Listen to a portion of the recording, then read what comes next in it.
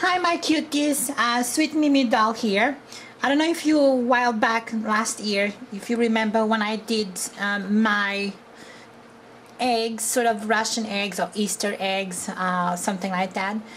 I did this one last year.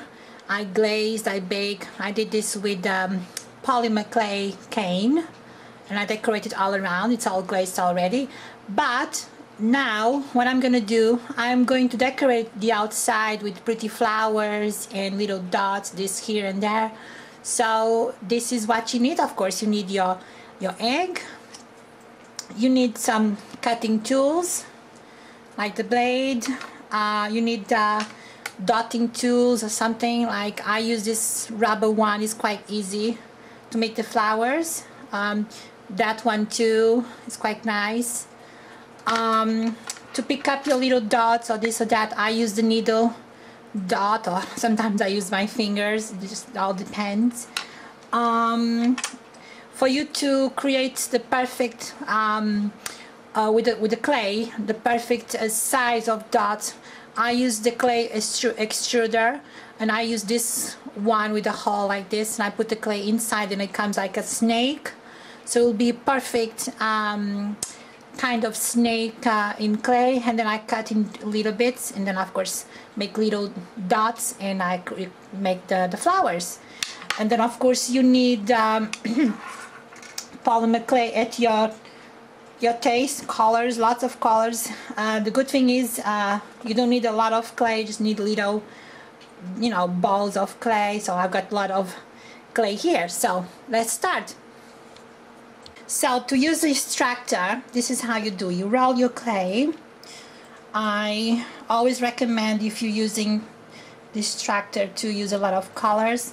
I recommend you use the lighter colors first and then the darker colors next. So you roll into a snake like this. You put inside the pasta structure thing. Then you put the end attachment where you got the hole, so the shape you want it. Screw everything in and really tight, and then here it goes. There's a snake coming out.